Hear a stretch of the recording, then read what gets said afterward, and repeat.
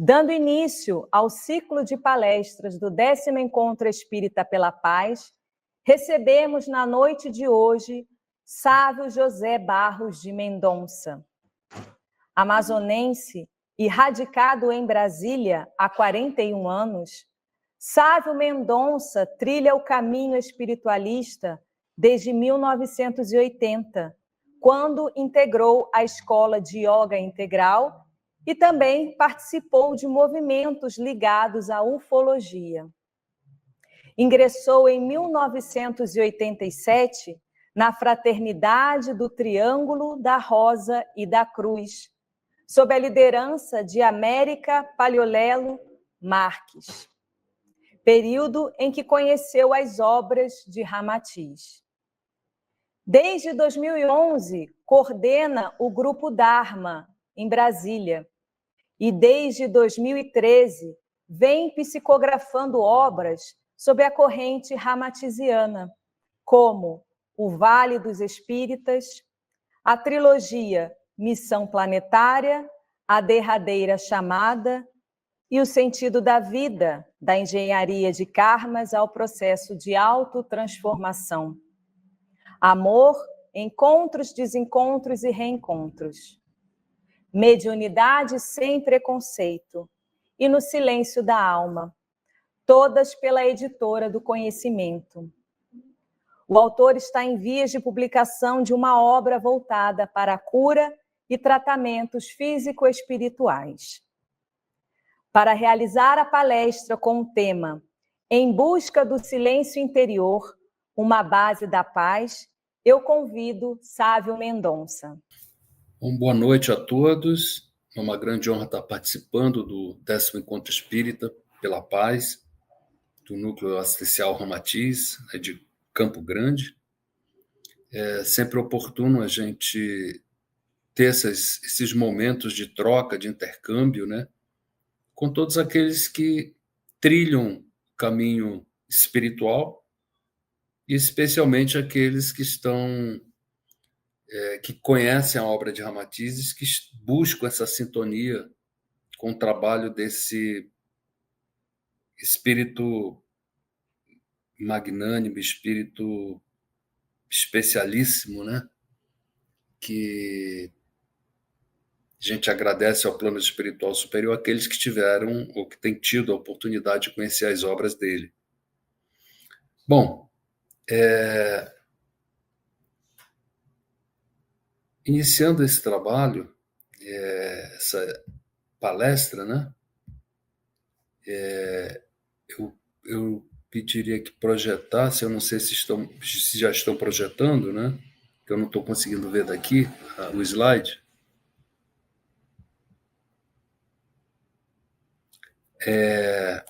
Bom, a gente vê a imagem do Mestre dos Mestres, né? Do Mestre Jesus, meditando, ele como o maior símbolo que já encarnou na Terra, né? Vivenciando a paz, né? A paz não só dentro dele, mas a paz com que ele disseminou, né? Com o seu magnetismo, com a sua vibração, que até hoje permeia o planeta Terra, ele como grande governador do planeta. Eu peço o próximo slide. A gente vê uma descrição quando Jesus fala, né, a paz esteja convosco, numa mensagem trazida por João, né? E foi o primeiro momento que ele se referiu aos discípulos, né, já em projeção astral, né, após o seu desencarne, e quando ele reaparece em forma astral aos discípulos. E na primeira saudação ele expressa: a paz esteja convosco. Ou seja, a primeira expressão dele foi exatamente sobre a paz. Segundo slide. E aí a gente lembra algumas passagens, né, que ele traz, né, Mestre Jesus, o Sermão da Montanha, quando ele fala: bem-aventurados os mansos, porque eles herdarão a terra. É claro que a mansidão está diretamente associada a um estado de paz, né? De paz interior. E ainda no Sermão da Montanha ele se refere: bem-aventurados os defensores da paz, porque serão chamados filhos de Deus. Tem ainda uma outra passagem que ele diz: bem-aventurados os defensores da paz, porque herdarão a terra, né? Então, que tem a ver diretamente com o trecho anterior em relação à mansidão. Então, a gente vê a intrínseca correlação, né, da questão da paz, né, na mensagem do Mestre Jesus. Próximo slide. O que é a paz? Paz interior, silêncio da alma, equilíbrio mental, emocional, espiritual, serenidade, cultivo do discernimento. São alguns atributos indispensáveis para a gente cultivar a paz interior. A paz coletiva, ela resulta, evidentemente, da soma do estado de paz das individualidades, o que implica, portanto, no sentido de coletividade, a convivência harmoniosa, baseada no respeito, no diálogo, na cooperação entre pessoas e grupos. Próximo slide. Algumas citações sobre a paz. Tem uma citação de Mahatma Gandhi, né? Não há caminho para a paz é o caminho. Muitas vezes, a gente, especialmente aqui no nosso mundo ocidental, a gente, se bem que isso já de certa forma já se globalizou, né, nos tempos atuais, a coisa da ansiedade, o estado interior de ansiedade, de querer se criar metas relacionadas a um estado de equilíbrio, de paz interior, como se fosse algo distante, fora da gente. E interessante essa frase de Gandhi, quando ele diz que a paz é o caminho, né? Então, é a gente construir ao longo da nossa caminhada esse estado interior de paz. Esse filósofo, né, Albert Schweitzer, ele diz que a paz é a única forma de nos sentirmos realmente humanos. Se a gente for olhar o mundo hoje, né, um planeta tão necessitado de paz, começando dentro dos nossos ambientes mais próximos, dentro dos ambientes, dentro da nossa cidade, dentro do nosso país, dentro do planeta, o quão realmente a humanidade precisa vivenciar esse estado como condição básica de ser humano, né? Tem um outro provérbio budista aí: a paz começa quando terminam as expectativas. E aí a gente se lembra, mais uma vez, a questão da ansiedade, né? Que a ansiedade é como se quiséssemos trazer o futuro para agora, né? Ou seja, algo que ainda não aconteceu, então a gente fica desconectado, né? De um estado interior de viver agora, o aqui e o agora, e traz uma situação futura para o nosso estado interior, né? Então, e associado a isso, as expectativas que a gente cria, né? Normalmente em relação às pessoas, a gente projetando muitas vezes o que a gente gostaria que como as pessoas fossem, né? Ou seja, uma projeção que não deixa de ser reflexo de um estado de egocentrismo da nossa parte. Próximo slide. A gente traz algumas citações de Hermes Trismegisto. Tem alguma mensagem, né, do plano espiritual que cita, inclusive, que Allan Kardec teria sido uma reencarnação, né, de Hermes Trismegisto. Ou seja, ele já trazia essa bagagem filosófica e científica há muito tempo, né? E Hermes, ele tem essa famosa frase, né, o que está em cima é como o que está embaixo, e o que está embaixo é como o que está em cima, né? Que é uma parte do princípio da correspondência, né, na tábua de Esmeralda. E essa base de analogia nos faz correlacionar o macrocosmo, todo o universo, e o microcosmo, a nossa individualidade. Se a gente for decodificar essa mensagem, essa frase de Hermes, né, é uma correlação entre o nosso mundo interior e o mundo exterior. Então, nós temos uma natureza intrínseca, individual, né?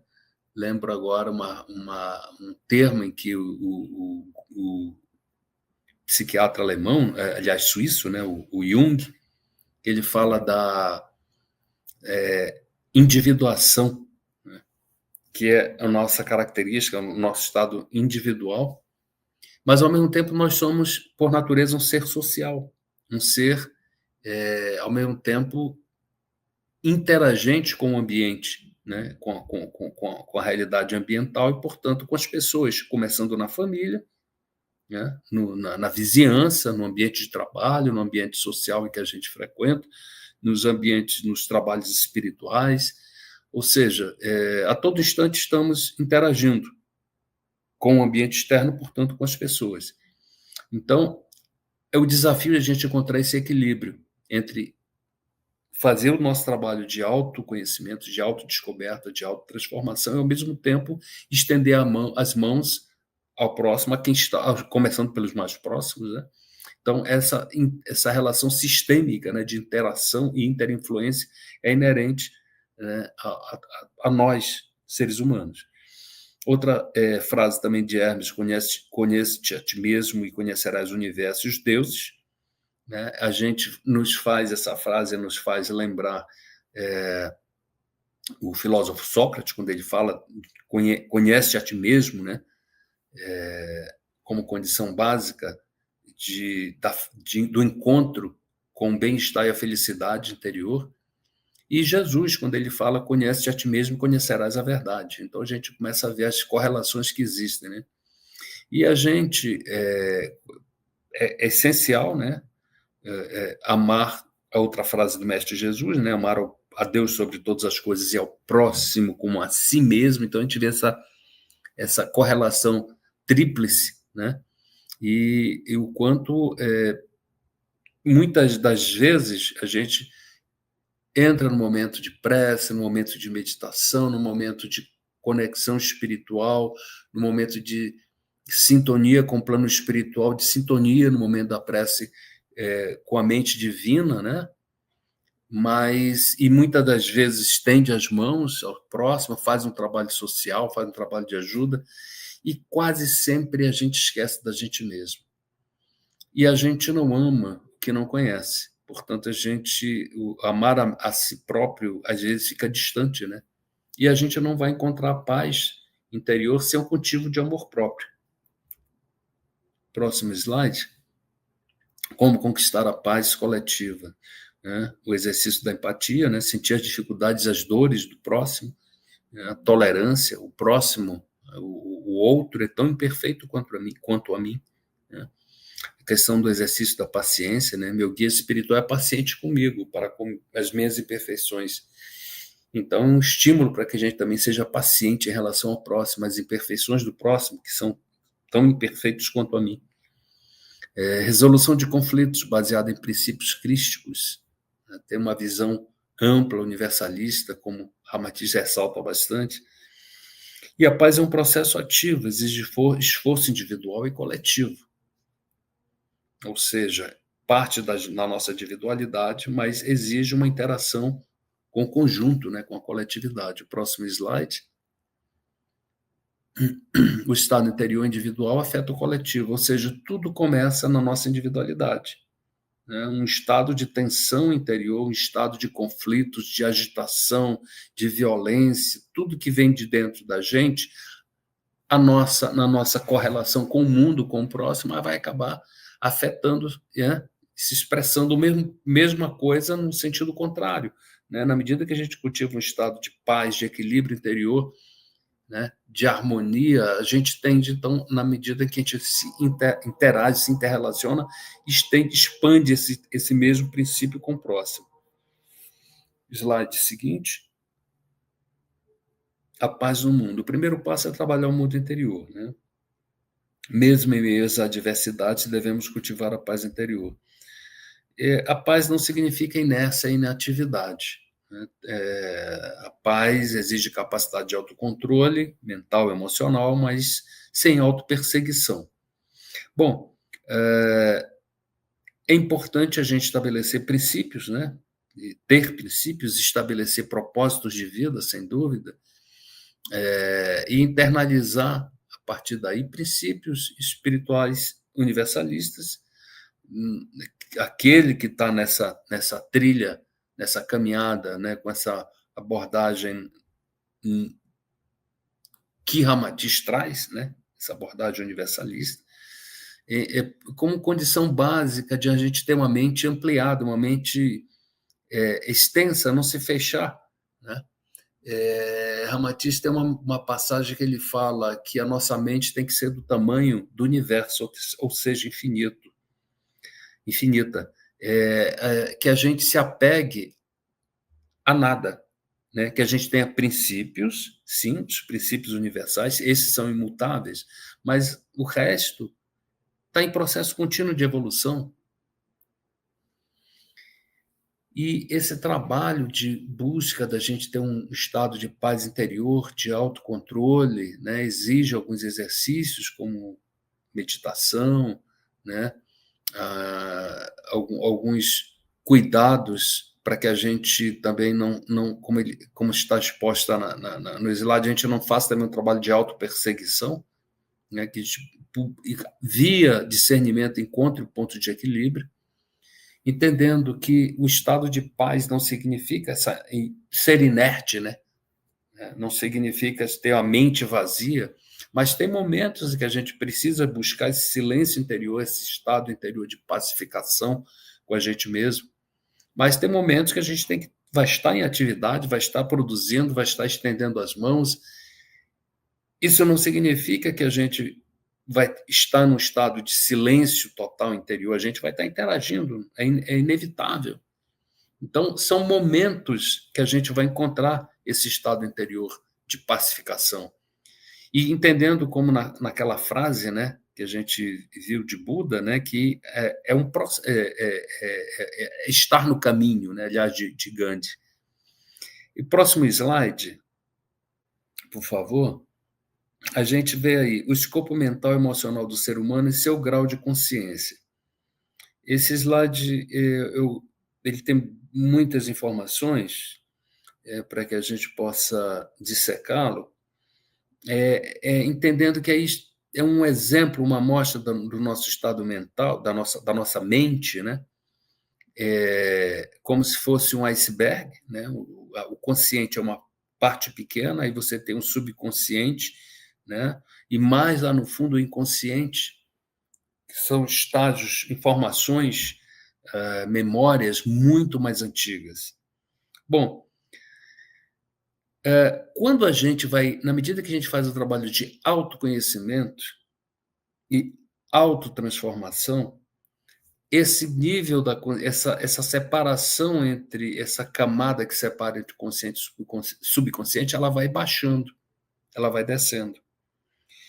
Quando ela chegar nos níveis mais profundos do inconsciente, chega até o fundo da nossa consciência e a gente não tiver mais nada escondido dentro de nós mesmos, de memórias, foram todas trabalhadas e transformadas as nossas imperfeições, a gente alcança o estado de iluminação. É o que Buda, por exemplo, passou. Jesus já tinha passado isso há muito tempo, né? Está no estágio mais espiritual mais avançado. E quando Buda, naquela encarnação dele, ele tem a memorização, a consciência de todas as suas vidas, né? Acessa todas as suas memórias, foi o último estágio dele, já estava lá embaixo, né? do autoconhecimento. Então, quando ele toca naquele ponto, ocorre a iluminação, a conexão com o superconsciência ou supraconsciência, né? Bom, só que isso leva muito tempo, milhares e milhares de anos, muitas encarnações. O que a gente tem no nosso subconsciente? São as experiências passadas dessa vida e de outras tantas vidas, né? Sensações, emoções. Ali estão, na memória, estão guardados medos, culpas que sempre têm que ser trabalhadas, traumas, impulsos diversos, reflexos condicionados, impressões, lembranças, conhecimentos, habilidades, coisas positivas também que a gente já adquiriu em tantas vidas, não só coisas que precisam ser trabalhadas, mas habilidades, aspectos positivos que a gente adquiriu. Então, e se a gente for avaliar a quantidade de informações que hoje, especialmente nos dias atuais, que a gente recebe de som, nos diálogos, nas conversas, ouvindo rádio, uma televisão, um vídeo, né? Tudo que a gente escuta e vê na rua, no trabalho, né? Tudo que a gente capta pelos olhos, pelos ouvidos, pelos sentidos, né? Inclusive do que a gente se alimenta, do que a gente passa pelo paladar, isso tudo vai gerando memórias, né? Você é introjetado através do nosso consciente e vai alimentando o nosso backup, aí, nosso campo de memórias. Bom, e aquilo que vem do passado, daquilo que a gente não lembra, está lá armazenado. E esse trabalho de mergulho interior, de autoconhecimento, é crucial para que a gente, como está colocado aí no slide, deslocamento da membrana isolante e ampliação da consciência, ou seja, a gente vá baixando essa membrana do consciente para os níveis mais profundos do subconsciente e até chegar nos níveis mais profundos do inconsciente, desde os tempos. É claro que isso vai acontecer daqui a muitas encarnações no futuro, nossa, né? Na época que a gente foi homem das cavernas, quantas batalhas passamos, né? Na época que encarnamos, né, no reino animal, vegetal, mineral, isso são memórias antiquíssimas que estão lá guardadas no nosso inconsciente, já mais a fundo ainda. Então, esse baixar dessa membrana, né, vai exigir muitas, certamente, são milhares de encarnações, sim, para chegar nesse ponto. Certamente a gente vai alcançar isso não mais no planeta Terra, vai ser em outro planeta. Certamente a grande parte da humanidade migrou de outros planetas. Né? Não somos autóctones. O próximo slide, por favor. O diálogo com esse nosso mundo interior, né? Fazer esse mergulho, né? Trazer para o consciente, né? As nossas diversas memórias, né? Como citado anteriormente, a gente não ama o que não conhece. Né? Ressaltando de novo a máxima de Jesus, amar a Deus sobre todas as coisas e ao próximo como a si mesmo. E a gente, na medida que a gente se ama, a gente se conhece, a gente vai poder amar melhor o próximo. É claro que não precisa esperar um para alcançar o outro, isso é tudo um processo simultâneo, né? Esses três aspectos. Mas, na medida que a gente faz esse trabalho de autoconhecimento e autotransformação, a gente vai poder, com melhor discernimento, com melhor dedicação, amar ao próximo. Outro ponto crucial, e aí tem a imagem, né, de Francisco de Assis, né, que é a reencarnação de João Evangelista, né, aquele que melhor compreendeu a mensagem do Mestre, né, aquele que depois, como Francisco de Assis, melhor vivenciou, mais profundamente vivenciou a mensagem do Mestre. E ele tem aquela passagem, né, em que o lobo amedrontava a cidade, né, hoje se chama Assis, a cidade, na época não, e os caçadores, as pessoas da cidade queriam matar o lobo, né? Então se armaram para caçar o lobo que estava amedrontando a cidade. E eis que chega Francisco e ele se aproximando do lobo, com seu olhar e seu magnetismo de amor, ele olha para o lobo e o lobo se deita diante dele. Tal era o amor com que ele emanava em direção ao lobo, né? Então, mostrando assim que o desafio nosso de domar os nossos lobos internos, né? Aquelas informações, aquelas memórias que a gente tem, os nossos impulsos, nosso egoísmo, nosso orgulho, a nossa vaidade, famoso tripé, né, que Kardec ressalta, né, orgulho, vaidade e egoísmo, os grandes males da humanidade, né? São aspectos que se desdobram de várias maneiras, né? Em forma de apego, de arrogância, em forma de diversas expressões de vaidade, diversas expressões do orgulho, né? No dia a dia, às vezes, a gente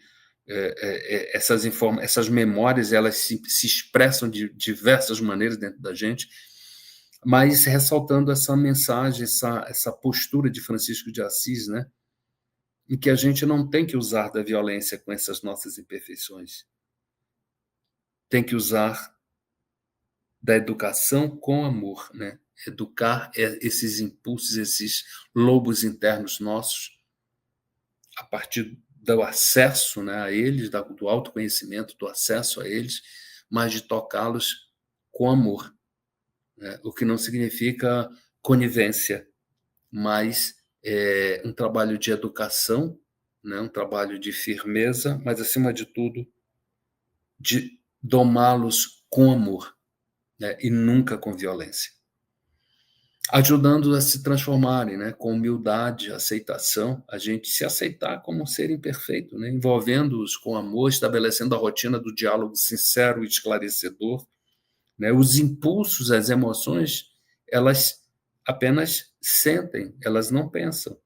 Então, é a hora de a gente levar a reflexão a partir daquilo que a gente já conhece, de informações, de princípios, né? E fazer esse diálogo sincero com esses aspectos que habitam o nosso ser interior, né? E a reflexão, a cada tropeço ao longo da caminhada, que nós estamos sujeitos, que a gente possa se reerguer, né?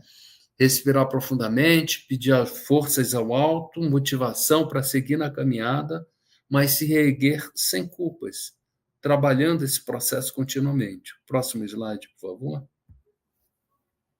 Diálogo com o nosso mundo interior, né? Então, em condição indispensável fazer esse trabalho de mergulho interior, né? Para que a gente acesse essas informações, essas memórias, esses impulsos, nessas informações que habitam, esses reflexos condicionados que habitam o nosso ser interior, né? Visando, então, esse autoconhecimento, mas não apenas se autoconhecer, mas visando a autotransformação, né?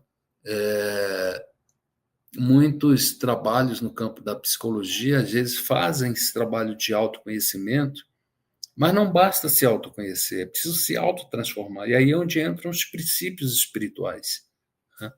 Por meio desse diálogo com a gente mesmo, de acessar esses nossos lobos internos que precisam ser domesticados, lapidados com amor e banho de consciência esclarecida. E isso pressupõe a necessidade de a gente se autoaceitar como somos. Então, Deus já nos perdoou muito antes de errarmos, né? Dada a sua infinita bondade, né? Quem somos nós também não nos perdoarmos? É um exercício também para que a gente aprenda a perdoar o próximo. Quando a gente faz esse trabalho com a gente vivencia esse processo dentro da gente, a gente desenvolve a capacidade de empatia, de compreender e de perdoar o próximo.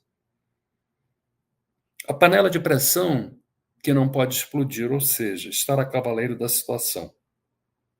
Não deixar o cavalo solto demais, né, com as rédeas soltas, desembestado, mas a gente ter o controle das rédeas, desse nosso processo interior, dos nossos impulsos, das nossas naturezas interiores que precisam ser trabalhadas, né? Se você expulsa os lobos pela porta, eles entrarão pela janela. É um velho ditado oriental.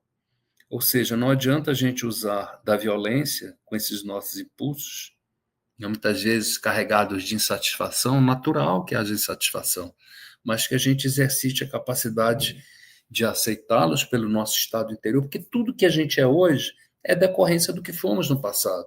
Sejam daquelas coisas que cultivamos de positivo e sejam daquelas situações amargas que passamos no passado e que a gente precisa se desprender delas, mas é preciso acessá-las.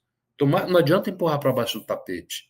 Uma hora elas não adianta expulsá-las, né? Nem empurrar para baixo do tapete, porque uma hora elas voltam e explodem, né? Você vê aquela pessoa, muitas vezes, poxa, fulano era tão tranquilo, de repente explodiu, né?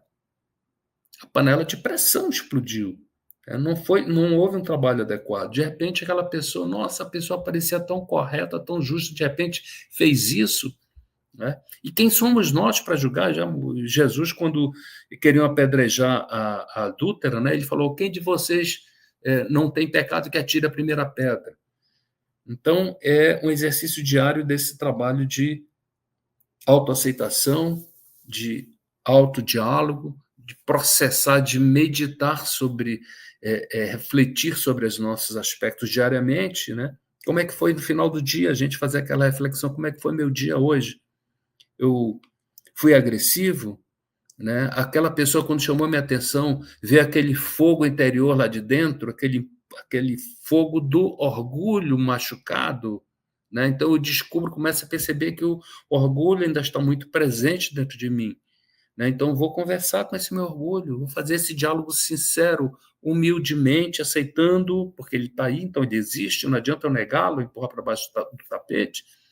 Vou aceitá-lo, agora vou dialogar com ele, dar um banho de consciência daquilo que eu já conheço de princípios espirituais, dar um banho de consciência para que, né? Esse é o trabalho de diálogo e autotransformação, é um processo longo, né? Mas é preciso acessar esses estados emocionais. Não adianta também trabalhar só no campo intelectual, mental, né? É preciso acessar essas informações no campo emocional, sim. Próximo slide. Autoconhecimento, autoaceitação, mergulho interior, diálogo consigo mesmo, cultivo da humildade e coragem para se olhar por dentro, né? Olhar as imperfeições que estão dentro da gente, não adianta a gente se esconder da gente mesmo. Reconhecendo as próprias imperfeições, identificando fraquezas e também fortalezas interiores, de forma isenta, né? Sem tendenciosismo, de uma maneira sincera com a gente mesmo. Próximo slide. Alguns caminhos para encontrar a paz interior. Então, assim, o autoconhecimento e a autoaceitação, como dito anteriormente, reforçando mais uma vez, né? Encontrando sentimentos inferiores, impulsos que habitam a nossa alma, né? Às vezes escondidos nos subterrâneos da nossa mente, sem julgá-los, né? Como é que está a raiva lá dentro da gente, a revolta, a insatisfação, medos em geral, tristezas, culpas, mágoas, inveja, ciúme, impulsos de vingança, de dominação e posse, né, de querer controlar todos e tudo, apegos escravizantes, né? Lembrando mais uma vez Kardec, né, a grande base das imperfeições humanas, o orgulho, a vaidade e o egoísmo. Aceitando os próprios limites, né? Ninguém é perfeito, a gente precisa saber o estágio que a gente se encontra no nosso processo evolutivo, o quanto a gente avançou, o quanto temos de dificuldades, desafios a serem enfrentados, praticando perdão a gente mesmo, é um exercício para a gente aprender a perdoar o próximo. Próximo slide, por favor.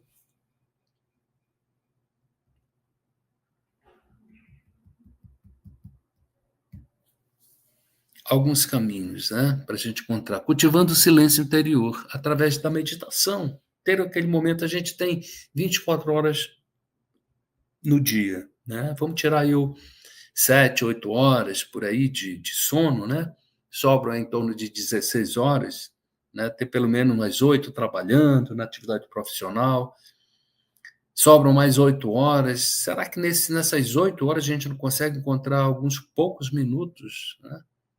De manhã cedo, à noite, alguns momentos de a gente se recolher, né? De fazer uma meditação de 5, 10, 15 minutos, cada um no seu processo, né?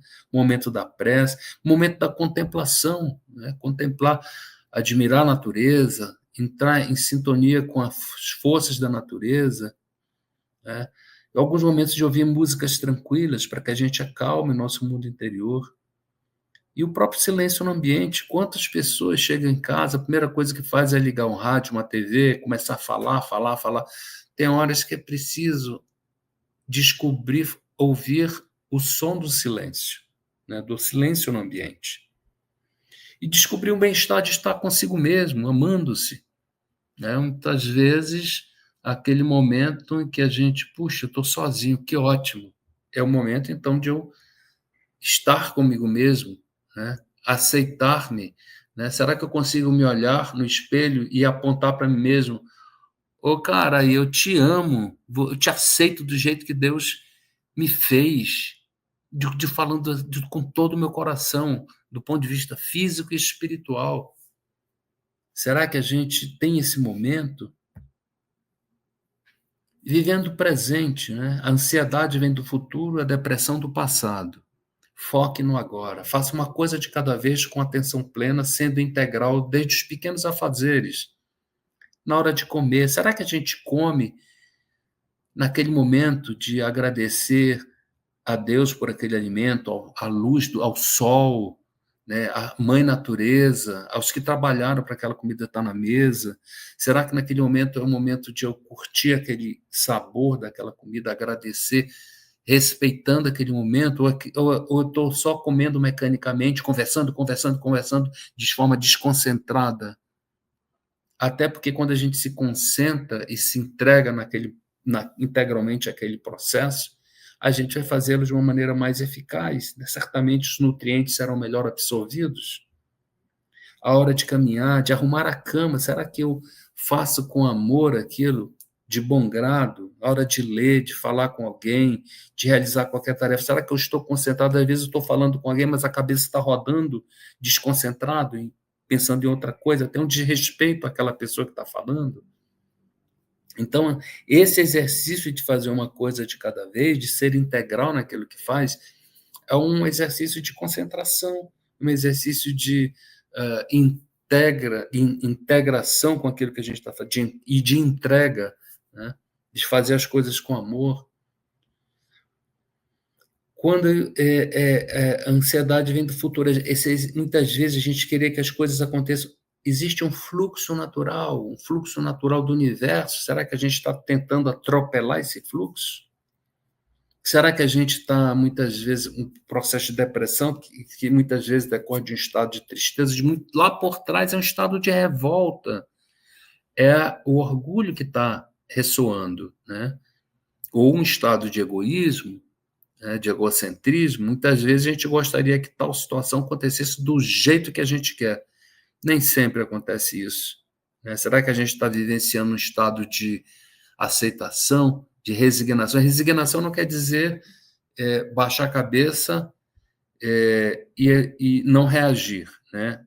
É importante a gente ter uma postura resiliente, mas a resignação, ela tem, acima de tudo, está relacionada, acima de tudo, com o nosso estado interior de revolta, que por trás disso existe o orgulho, né? Será que a gente está insatisfeito, revoltado com aquela situação? E aí, por não acontecer daquele jeito, tipo uma criança que o pai vê a criança ter um problema de saúde, uma diabetes precoce, não pode comer doce, hoje você não vai poder comer, e a criança bate o pé, e porque eu quero. Ou seja, muitas das vezes a gente age como criança espiritual, né? E aí entra o processo de tristeza, de depressão, decorrente de um estado de revolta, orgulho aí presente, né? Os próximos slides, por favor.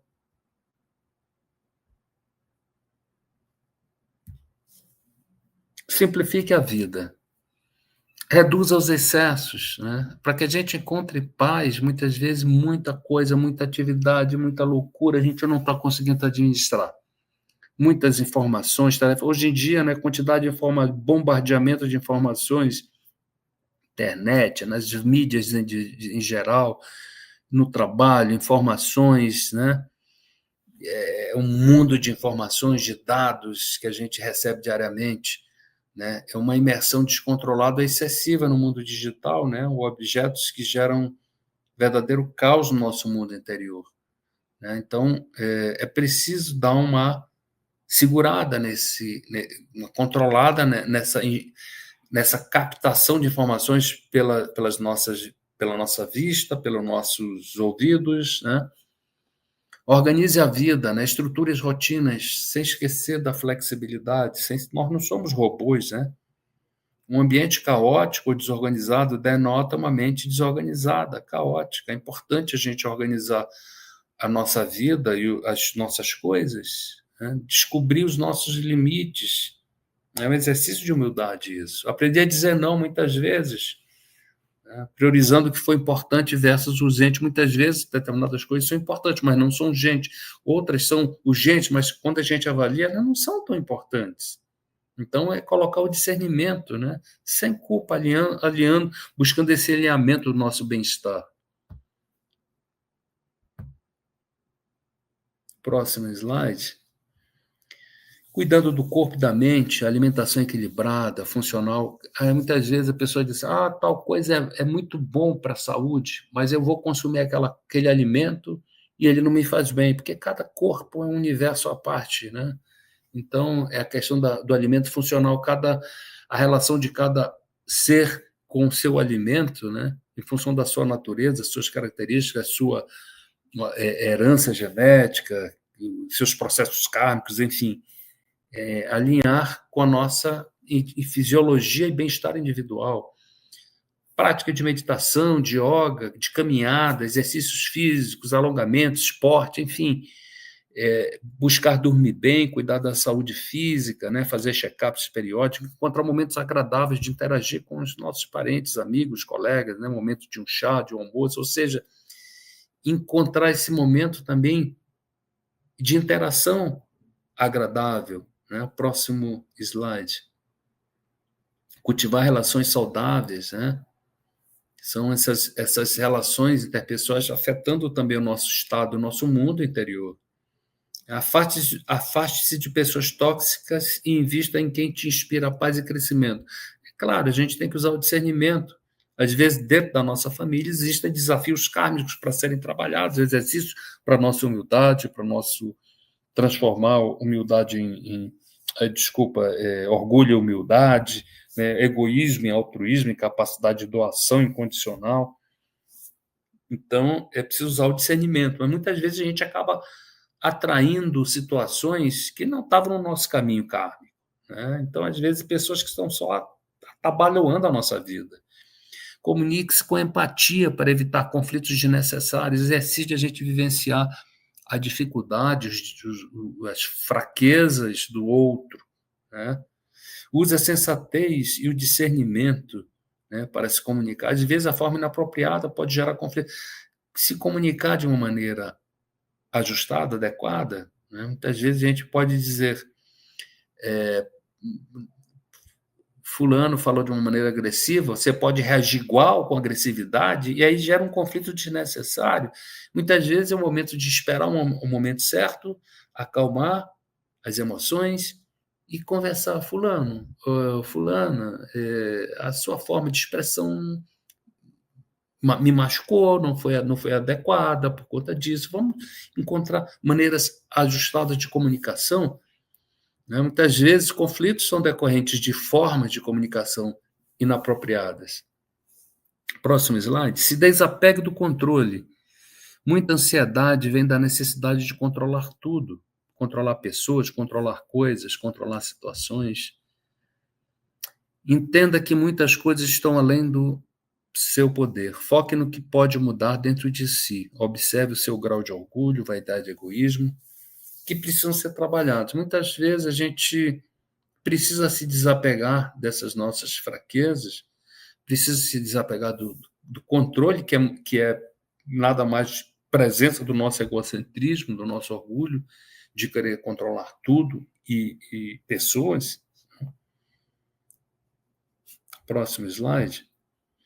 Cultivar a gratidão, agradecer sempre a Deus, aos guias, aos mentores espirituais, pessoas que passam no nosso caminho e aquelas que convivem com a gente no dia a dia. Então, essa postura de gratidão todos os dias, no momento da prece, no momento de tomar consciência de que tudo que nos acontece não é por acaso, são oferendas do plano espiritual, oferendas divinas para que a gente trabalhe o nosso orgulho, o nosso egoísmo, para que a gente aprenda a servir de maneira cada vez mais incondicional, sem esperar muitas vezes até muito obrigado, né? A gente ajuda alguém, de repente a pessoa, puxa vida, dei maior força, ajudei, a pessoa virou, nem disse obrigado. É o nosso orgulho que está reagindo. Ou seja, eu me dei conta que ele está presente ali dentro. Vou conversar com esse orgulho meu.